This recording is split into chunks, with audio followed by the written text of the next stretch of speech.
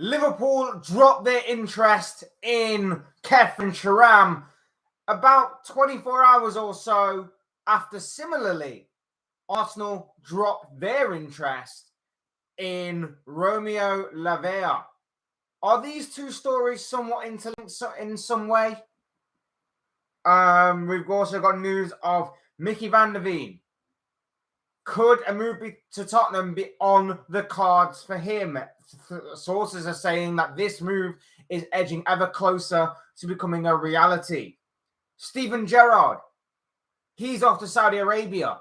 Could he be taking a few iconic Premier League characters with him? Sufyan Amrabat and Andre Onana on Manchester United's radar. Moves are said to be imminent for those two players to Old Trafford. And Sergio Ramos into Miami seems very possible, with the Spanish centre-back seemingly linking up once again with Lionel Messi. That could potentially be on the horizon for the defender. Hey guys, welcome back to the channel. Welcome to another video. Yes, it's an all-new news video that we've got in store for you today. Another all-new news live stream. Got a lot to talk about, a lot of interlinking stories. It's another very busy day in the transfer window. And of course, I'm here to try and put it all under the microscope, all the best and biggest stories that I possibly can find, talk about them, and obviously gauge the opinions, thoughts, comments, anything else, beliefs, whatever you want to call it, of you guys, the viewers, as well as myself, of course, which will all make it great and interesting reading. So do hit the like button throughout the stream. Do subscribe if you're new or want to see more content like this. Both things are always and very greatly appreciated. And of course, do get involved in the chat as well, whether it's stuff that I am talking about or stuff that you guys want to talk about. Do get involved in the chat as well. I'm just going to open the blinds because it's actually pretty dark in here. There we go. There we go. That's a little better. A little better. This room is quite dark. I don't understand why it's quite dark. Yes, but without further ado, let's get on with the live stream. Let's talk. Where are we going to start? Let's talk with Liverpool first. Let's talk with Liverpool because there's a few interlinking and interesting stories that are coming out about Liverpool these past few days. And obviously it surrounds their rebirth and rebuilding of their midfield. Now, of course, we know that Alexis McAllister signed very early on in this transfer window. We know that obviously over this past weekend, Dominic Szoboszlai has obviously signed with Liverpool as well. And it kind of opened the door to Liverpool maybe buying a third midfield option. Now, there were a couple of players on this list, mainly Khephren Thuram, who Liverpool have been chasing for a large part of this summer already, and Romeo Lavia, a player that obviously has made a big name for himself at Southampton this past season and what has been a breakout season for him, and of course has been attracting interest from the likes of Chelsea and Arsenal. Well, news come out today suggesting that Liverpool might be dropping their interest in Khephren Thuram, and that could make Lavia their prime defensive midfield target. Now, it does make sense that obviously a defensive midfielder would take centre stage in this. McAllister's more of an industrial, more number 8 type figure. Szoboszlai is a more attacking playmaker type figure with obviously a bit of versatility to his game to be more in that attacking third. So a more defensive style midfielder as a third option could obviously make sense and would make sense, in my opinion. And I think it's an area that we definitely needed to look at. For me, Thuram would have fit in that bill as well. But according to certain sources today, Liverpool might be dropping their interest completely in Khephren Thuram. Ben Jacobs today tweeted that he understands that Liverpool now don't plan to sign Khephren Thuram following Dominic Szoboszlai's arrival. Talks not taking place with Nice this week. Liverpool have explored the deal and price not an obstacle. Thuram available for far less than 60 million euros. Romeo Lavia is the one to watch. This This contradicts completely what was said before Szoboszlai signed. Thuram would not affect, or the Szoboszlai would not affect possible Thuram deals. So does this now mean that Lavia is taking centre stage and Lavia is going to be the one to go forward with? I did always suspect that it would be one or the other with Liverpool. It would either be Lavia or Thuram, and it wouldn't be both. As much as it would have been amazing to say that it would have been both, maybe it isn't maybe it isn't both. Maybe it is definitely one or the other. Obviously, this news comes about a day after Arsenal are said to have dropped their interest in Romeo Lavia in order to maybe pursue the deal to sign Real Madrid's Aurelien Tchouameni. Tchouameni seen as more of the here and now that Arsenal are looking for over Lavia, and it makes complete sense. Tchouameni is still a fantastic player. Tchouameni has just found it difficult to really adapt, I guess you'd say, to La Liga, adapt to Real Madrid, fit in with that Real Madrid and Carlo Ancelotti system. He's just found it a little difficult. Not completely terrible, but at the same time, just a little difficult. Tchouameni is more well-rounded than Lavia. Of course he is. He's older. He's a bit more experienced. It makes sense for Arsenal to go after a more established star than Lavia. But could this all interlink? Could Arsenal dropping their interest in Lavia open the way completely for Liverpool to have a clear run at Lavia? And therefore, that's why they dropped their interest in Thuram, because they feel a deal can be agreed there. Remember, we said yesterday, and we've said all this time, that Southampton are wanting somewhere in the region of 50 million for the midfielder. And I've said that whilst I like Lavia, I like what the potential he's showing and everything. He's still a little rough around the edges, but that's to be a given at the age of 19.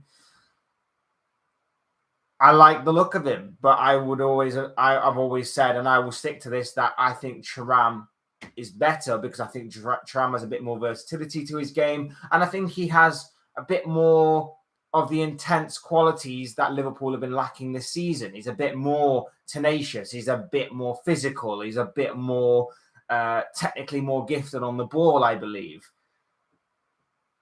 I'm not completely for this signing of Lavia, not sold completely, but I have to be in a position where I have to trust Klopp, and I have to trust what he's saying, and I have to trust, obviously, I would assume his judgment and maybe not the club's judgment.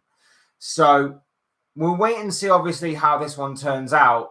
But it is very interesting that obviously this has now all came about, like I say, a day after it's been reported that allegedly Arsenal are ready to abandon their interest in signing Romeo Lavia and will instead now prioritise the huge capture of Aurelien Tchouameni after learning what it will take to prize the star away from Real Madrid, according to reports in Spain. So Spanish outlets are reporting this, that it's not going to be as big of a price or as big of a fee to take away Tchouameni from Real Madrid. And I think we even said like it would be something in the region of 70 to 90 million, somewhere between that kind of price range for the French midfielder. Now, whether or not that actually comes to fruition or not remains to be seen. We know that Arsenal are looking to bolster their midfield options as well as what Liverpool are. Even with the signings of the likes of Kai Havertz and Declan Rice, Arsenal are still looking to obviously accomplish that. It's just going to be interesting to see what happens with these three players, I guess you'd say. Whether or not, obviously, Thuram still remains on the table, whether or not Lavia is going to be the be-all and end-all for Liverpool, whether or not Tchouameni is going to be the be-all and end-all for Arsenal in this transfer window. I, for one, like I said, I'm not completely sold on the idea of Lavia coming to Liverpool. I still think that we may need someone with a bit more experience and with some of the qualities that Thuram has over Lavia. But at the same time, I'm willing to put faith and trust that, Klopp knows what he's doing and Klopp is going to be right on this like he has for most of the time, in terms of these kinds of transfers. Lavia, like I say, looks very good, looks solid, is going to be a quality player for the future. For the here and now, still a little rough around the edges, but looks decent enough. Maybe he can be bled into this team, and maybe he can obviously get better with experience, better with age, and can then become one of the better defensive midfielders or number 8s, because he does have that versatility to his game as well around. Like I say, he's got good ball retention, got a good energy about him. But we'll wait and see, obviously, how this one progresses. Like I say, Southampton seemingly want 50 million. I don't think that will be the final fee by any means or stretch of the imagination. But remember, if Liverpool or whoever else do not manage to sign him this season, there is the possibility that he goes back to Manchester City next season, as the buyout clause in his contract, or buyback clause, should I say, for City will become active in the summer of 2024. So, a lot to consider there, and a lot of layers with Romeo Lavia. With Aurelien Tchouameni, quality player, number 8, number 6, whichever way round you want to put it. And it would terrify me if Arsenal do sign him, because a midfield of Tchouameni, Declan Rice, and Martin Odegaard as a 3 would be insane. The energy in that team would be insane. The energy in that midfield alone would be insane, and it would be immense. And the tenacity and the physicality that team would have would be insane. So there's a lot to unpackage there. There's a lot to look at, and I'm properly... I'm watching this and I'm looking back, and I'm going to be very intrigued with how this one goes. Fat Baby on the outs. Hey, dude, how are you doing? Hope you are good too, mate. I'm good as well. Hope you are very well, my friend, on this Tuesday morning. Big up to you, bro. Thank you for stopping by. Hope you are well. But yeah, Romeo Lavia. Very interesting that obviously Liverpool's interest drops in Khephren Thuram as soon as Arsenal seemingly announced that they've dropped their interest in Romeo Lavia. And also, there is something else to look at in this. Lavia counts as homegrown. Lavia does count as homegrown because obviously he's been with City for the past few years before obviously joining Southampton last year. So Lavia does count as homegrown, and obviously that could interlink with maybe Liverpool keeping hold of some of their English talent, some of their homegrown talent. So maybe that could be a case as well, as to another reason as to why Liverpool have turned their attention more towards Lavia than Khephren Thuram. So it'll be interesting to see what happens there as well. I can see us getting Lavia. It just screams Klopp. Absolutely. Like I've said it all along, that Lavia would be a very good signing. Lavia does have some of the qualities that Klopp likes in a midfielder, but I personally still believe that Khephren Thuram would show more. And obviously, it doesn't seem to be the case. It seems to obviously be that he's turned his attention to Lavia. I think it has something to do with the reason that Arsenal have completely cleared the way for them, it seems, in terms of them turning their attention to Tchouameni. And, of course, the fact that Lavia does count as a homegrown talent. So if that is to be the case, it means that obviously Liverpool can either get rid of maybe a homegrown talent like Nat Phillips, maybe, because he seems to be on the move. There's interest from Leeds. There was interest today, I was reading, from Champions League Club. I don't remember who it was now, but there was a Champions League club that was said to be interested in him. I think it was a Champions League club anyway. I still got in Champions League? I don't remember who it was, but I did remember reading something today that I think it was a German club. I think it was a German club that were interested in Nat Phillips. So that could be a possibility. There is the Jordan Henderson stuff, which I'll get onto a little later. That could be very intriguing, but I doubt has any real legitimacy to it. But it could be very interesting to watch going forward in terms of obviously Liverpool's homegrown quota, which I did say when we signed Dominic Szoboszlai may need a bit of care and attention going forward, depending on obviously how things go there. So, yeah, watch out for this one. We've always said that Lavia, along with Ben Jacobs, Lavia is one to look out for going forward. Liverpool seem to now be in the ascendancy, I guess, if you are to take whatever is being said about Arsenal and about Khephren Thuram with some truth and legitimacy to it. So that one could be interesting to look out for going forward. But I'm sure we haven't heard the last of Romeo Lavia in this transfer window. Next up, where we go to next? Why not come Steven Gerrard? Why not come Steven Gerrard? Because this is a very intriguing snowballing story that has developed over the past couple of days or so. Remember when Steven Gerrard was linked with a move to Saudi Arabia? Originally, that didn't happen. Gerrard announced that he wasn't going to be going to Saudi Arabia. And then obviously, fast forward a couple of weeks later, he is going to Saudi Arabia. He is going to Saudi Arabia. He's taking over one of the Saudi Arabian clubs out there. It's not one of the big four, as I understand it. I'm not really. I don't remember the team name, to be honest. I've made some notes, but I haven't put the note down of the actual team. That would have been a really big help. But I don't think it's one of the big four teams. But that isn't to say that this side aren't ambitious. This side aren't planning on making an impact. This side are certainly a team that, in terms of Saudi Arabia, maybe one to look out for as a bit of an underdog, but still have big ambitions and a big project ahead of them. Gerrard may not be the name in terms of management that may be a big standout starry name, but of course, in terms of being a player, in terms of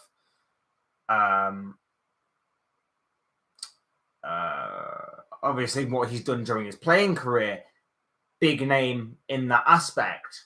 This is a very interesting move from Gerrard as well. Like, I was expecting Gerrard to take over a championship side, maybe rebuild his management career following, obviously, the sort of disastrous, I guess you'd say, role that he played with Aston Villa this season. So I was sort of expecting that. I was sort of expecting him to be going to the championship. Leeds was obviously available at the time. I thought that Leeds would have took him on. I thought he'd rebuild his management career there, but it seems he's going to Saudi Arabia for what is and what looks to be a very interesting and very different sort of challenge out there. That isn't to say again that there is no sign of ambition from the Saudi club, and obviously with the amount of money that's being pumped into that league in order to enhance and build upon their reputation and build upon their notoriety within the game, I guess you'd say. It's still an ambitious project, and it's still a very different project. What came out after Gerrard was permanently announced as the new appointment of their manager is that he's looking at taking a couple of players from the English game or from the European game over there as part of a big, ambitious project. One of those names was Liverpool skipper Jordan Henderson. Now, again, there has been a lot of debate in the Liverpool fan base about Henderson and about his role. For me, I think that at some points and sometimes he gets unfairly criticised. I think some of the criticism is very harsh on this guy. I feel like sometimes he gets a bit unfairly treated by the Liverpool fan base, by some corner of the Liverpool fan base. Sometimes I feel like it's necessary to be critical of his performances. Sometimes I feel like it's a bit harsh and I feel like it's a bit of scapegoating. That isn't to say that I want to see him gone. Not only does, again, he fit in with the homegrown quota, of course, because that is going to be important going forward, but he is still a very good leader. He is still a midfielder that has been around Liverpool for a long time. He is still someone that is part of the furniture now at the club. So I feel like getting rid of him on the same year or the same time you get rid of James Milner, your vice captain, is going to be a mistake on Liverpool's part if this is to happen. But I don't think that there is any legs in this. I think there is interest from Gerrard because obviously he wants some sort of reunion there, and obviously he wants someone he can kind of trust and someone that can someone he sort of knows to go over there with him. I get that. But at the same time, like I say, I don't think there's any truth to it. I don't see Liverpool selling Jordan Henderson yet. Not to say that Jordan Henderson will be a key and big part of Liverpool, but he will be key enough that he will be a leader on and off the pitch when he's playing. But I don't expect him to be playing every game from this point forward. I think he should take more of the James Milner role, come in here and there for the odd game or two. But mainly be used off the bench, and obviously when the scenario in a game calls for it. 100% understand and get that. Another player that Gerrard has seemingly identified as a key target is Philippe Coutinho. Now, of course, he was with him during his Liverpool days. He was with him during obviously the days that he was managing Aston Villa. I think he was probably Steven Gerrard's first signing, wasn't he, or something along those lines. If memory serves me correctly, I feel like it was his first signing, or he was there. Either way, he was definitely there when Gerrard was there at Aston Villa. So that could be very interesting as well. Obviously, Villa planning on making some big moves this summer. Maybe one of those big moves could mean that Coutinho is shown the door at Villa Park going forward, which could be very interesting. Again, it's a reunion of sorts. It's a player that obviously Gerrard knows, Gerrard likes, and Gerrard would sort of trust in a way to obviously carry out the job at hand at his new club. And not only that, of course, but when you consider that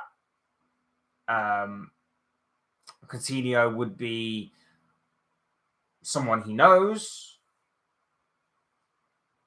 as I say, it just makes sense. It just makes sense that you would try and bring forward someone that you know and that you have some sort of trust in and some sort of knowledge of when going over to a new league. Because I can't imagine Gerrard knows too much about the league or even about the club he may be taking over.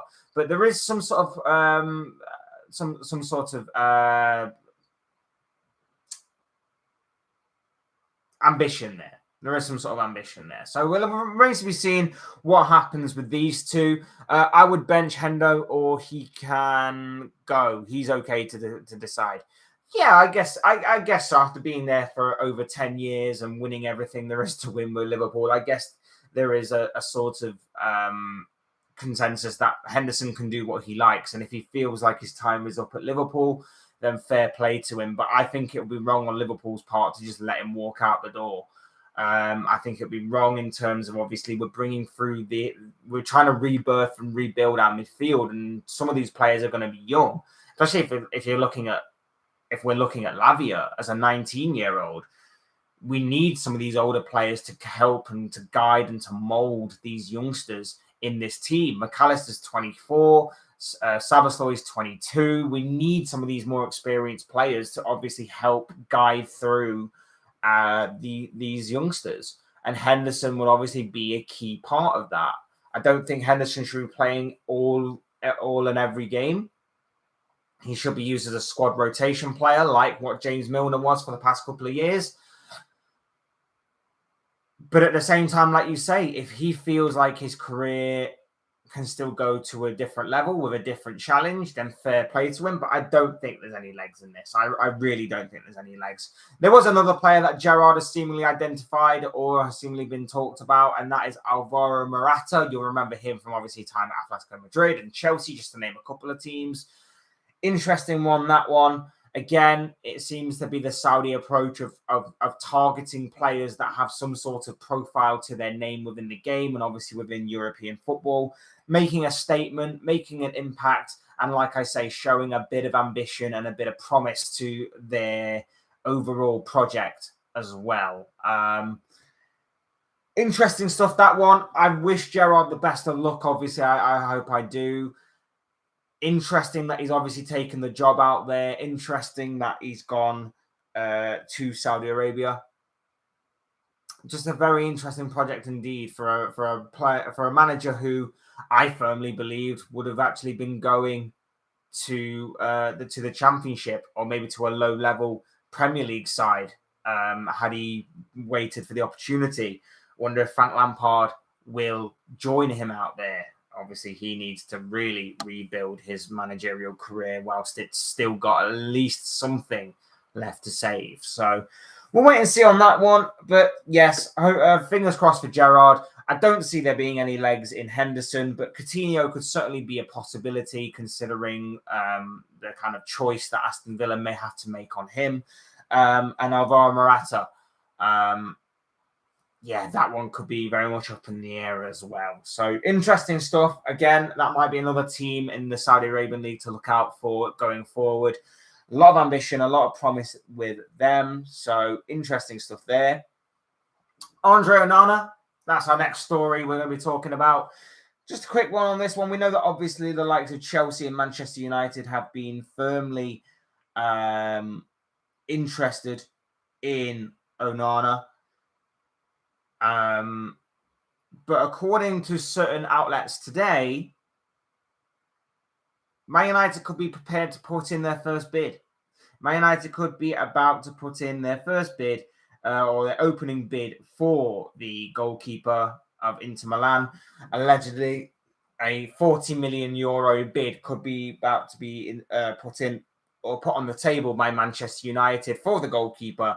We know that obviously a goalkeeper has been an area that Manchester United have looked to strengthen.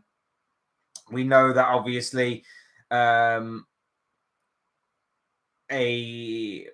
goalkeeper that can pass out from the back, in particular, has been a key specification of Erik ten Hag going forward.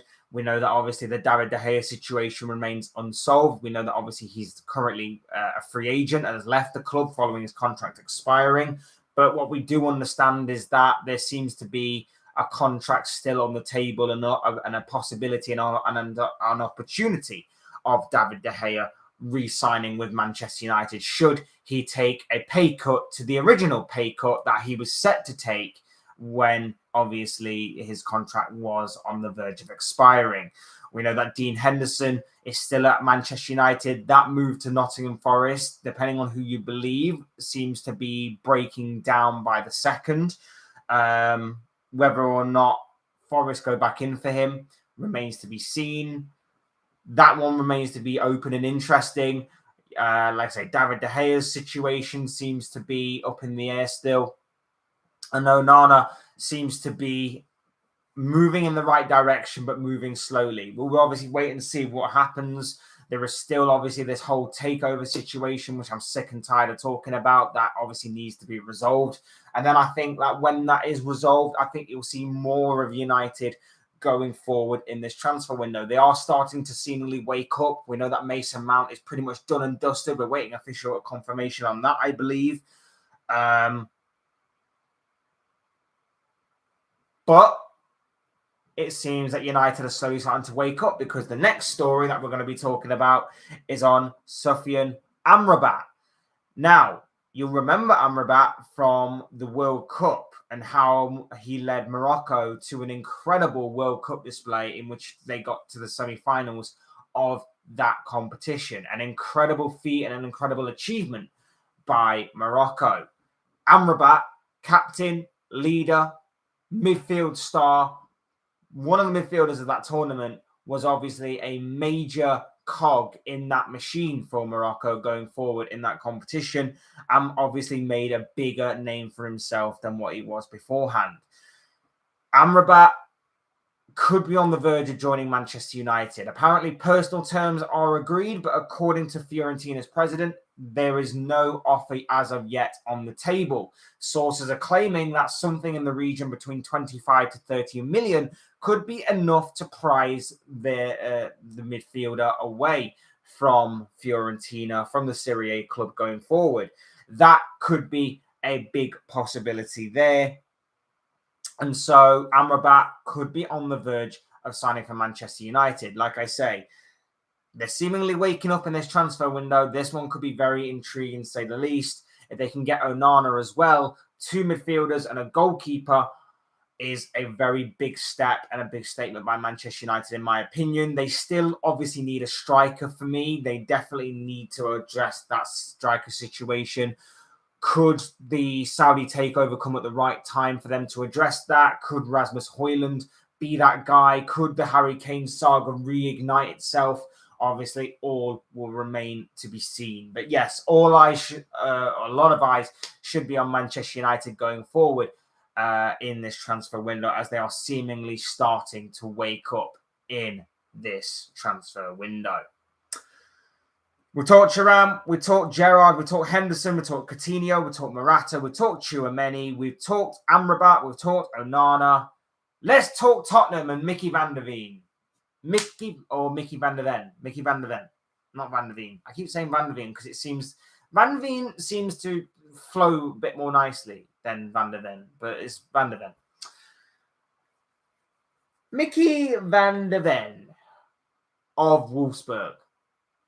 He could be on the verge of signing for Tottenham for a fee believed to be in the region of 30 to 35 million pounds.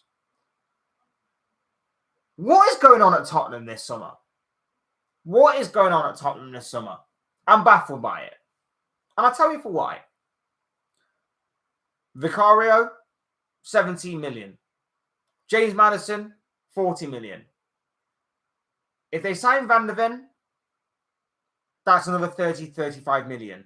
There was also Edmund Tapsoba.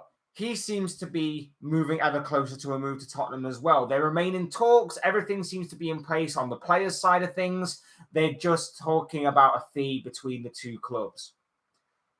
Edmund Tapsoba could be there for, again, big money as well. They've completed the signing, and they had to complete the signing because it was a mandatory fee, of Pedro Porro for 40 million. They've signed Dejan Kulusevski for 30 million.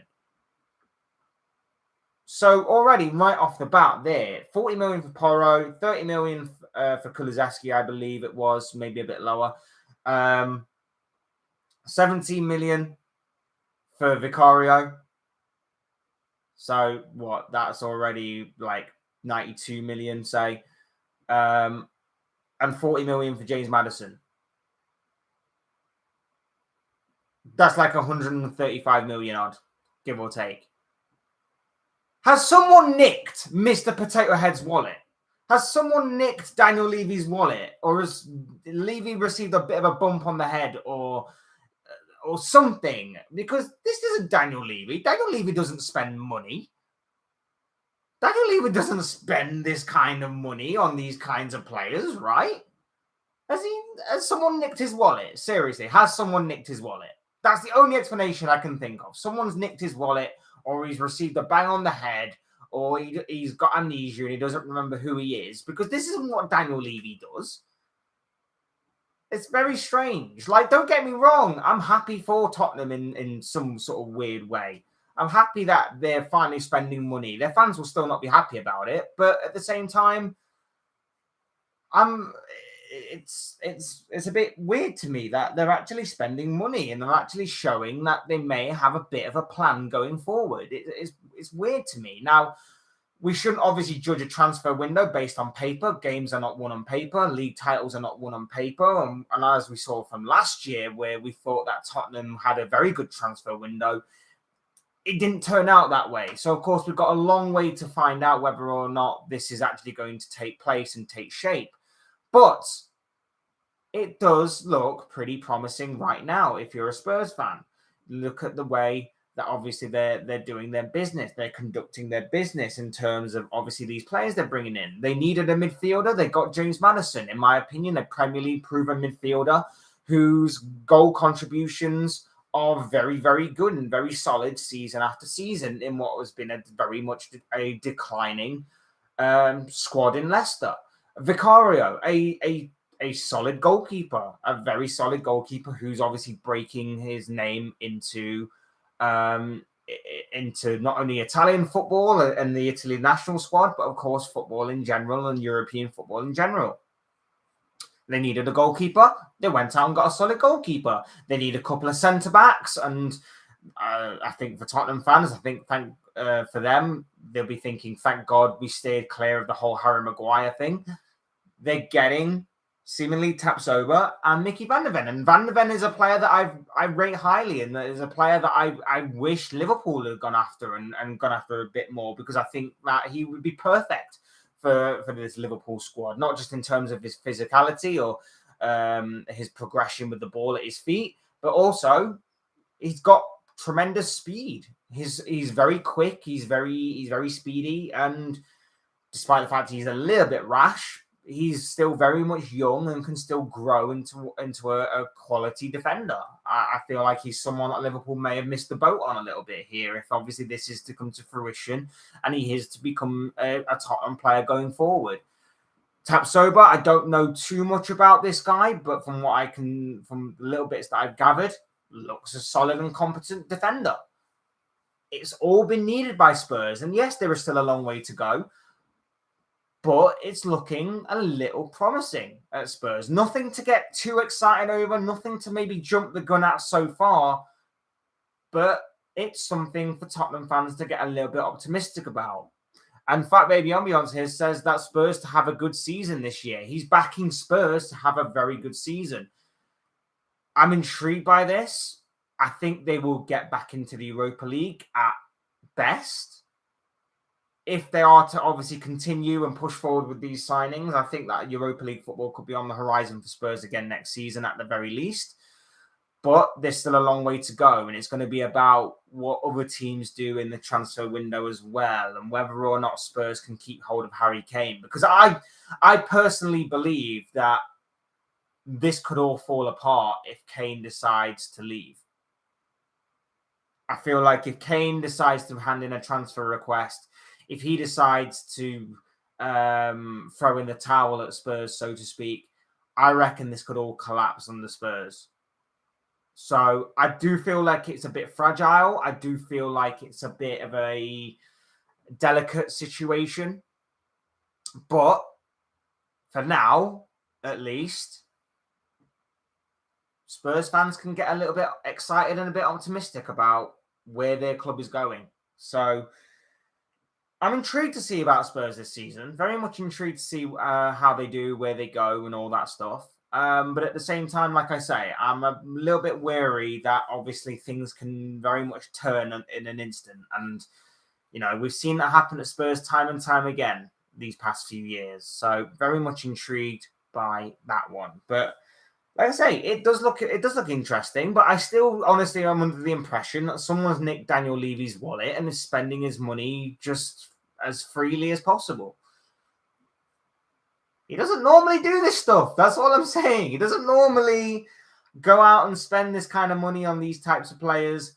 So I'm very much intrigued as to know what's going on there with Spurs. Whether or not Levy is annoyed that they've not got any sort of European football this season, and that's kind of what he's aiming to build to get back into that kind of position again. I'm just very much intrigued and looking to see what the overall picture is when it comes to Spurs and when it comes to Daniel Levy, of course. So we'll wait and see on that one, but that one obviously remains to be seen, and that one could be very intriguing.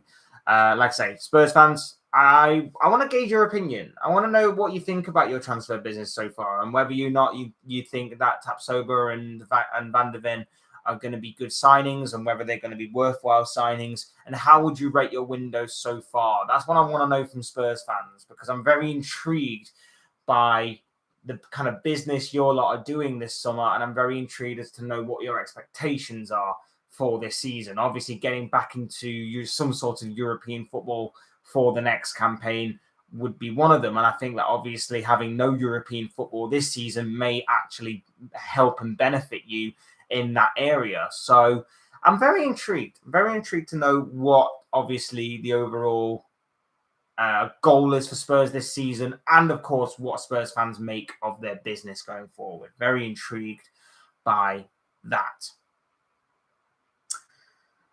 Sergio Ramos into Miami. This one, again, another intriguing story. I believe he's out of contract right now, isn't he? I believe he's out of contract right now. So he's free to go wherever he wants, and a possible reunion with Lionel Messi could be on the cards. Inter Miami seemingly interested. Inter Miami seemingly got this big, ambitious project in America. Messi signed. I think Sergio Busquets was next, wasn't it? Jordi Alba seems to be maybe following suit. Could Sergio Ramos be next?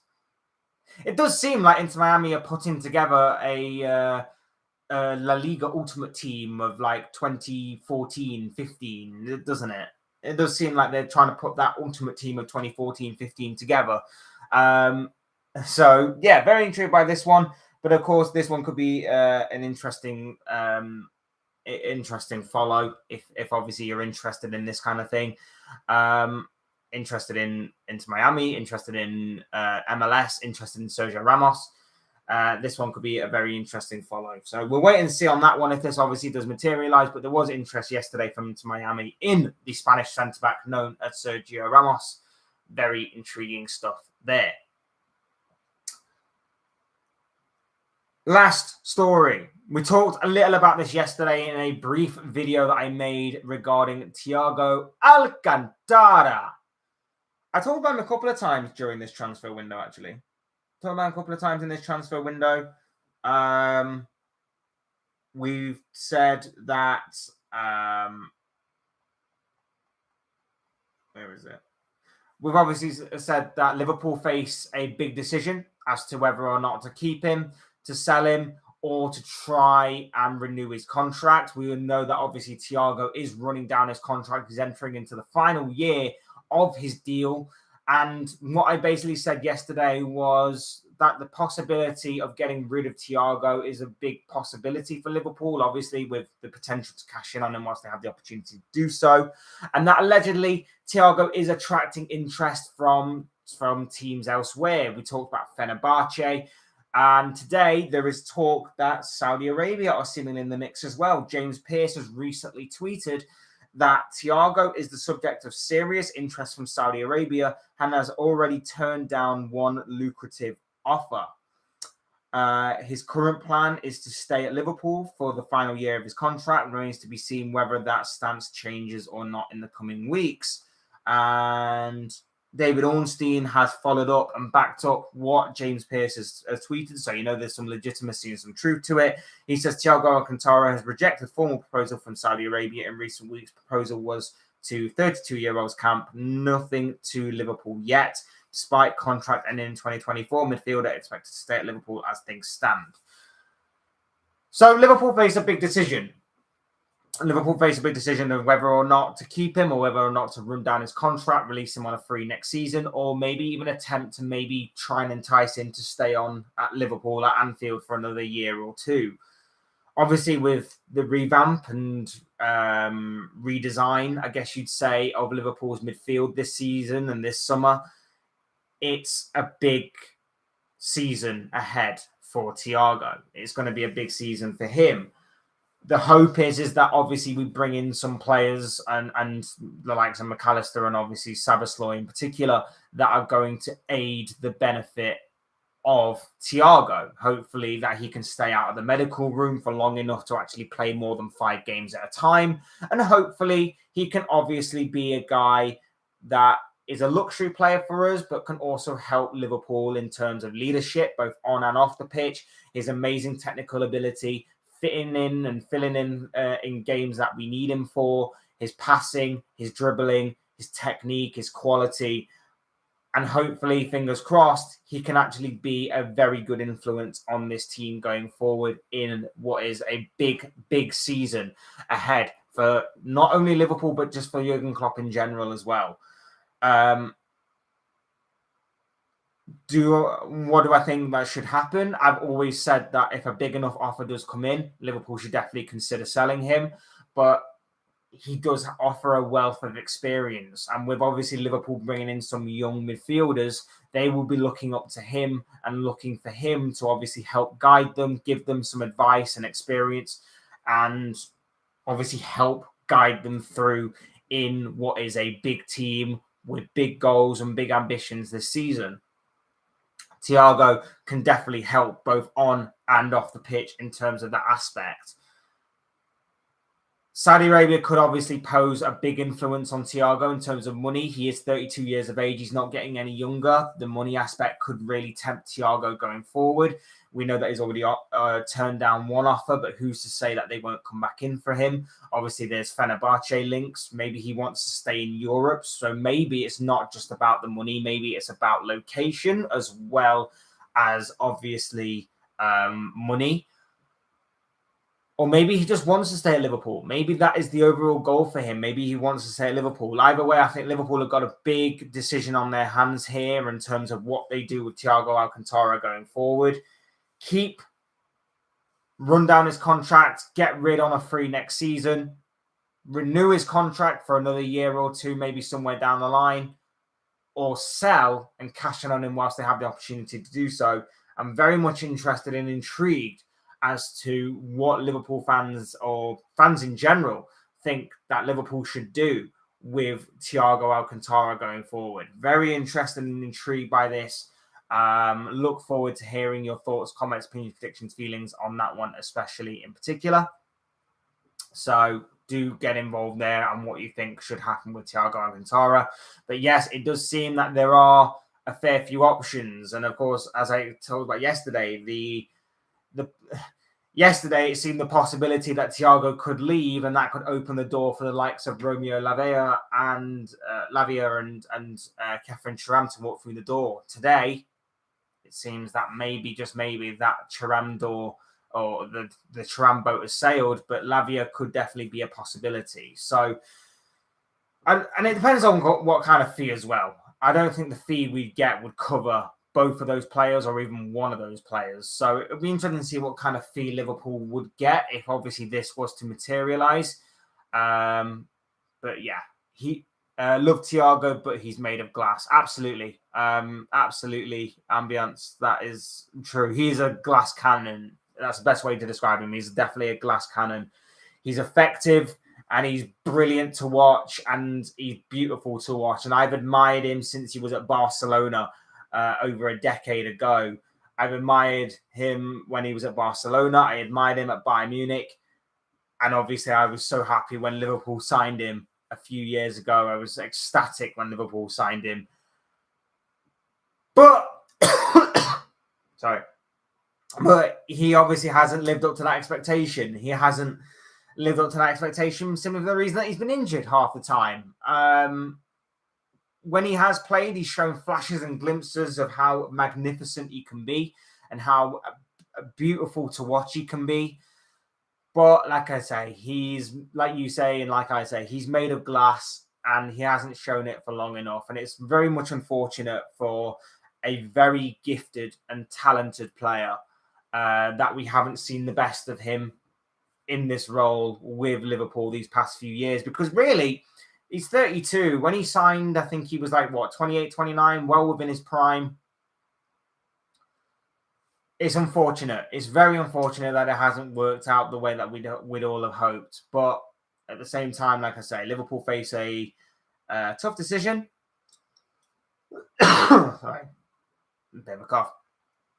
Liverpool face a tough decision, and it's going to be very intriguing going forward as to what the decision is going to be made on Thiago Alcantara. But we're waiting to see, obviously, if things materialise there.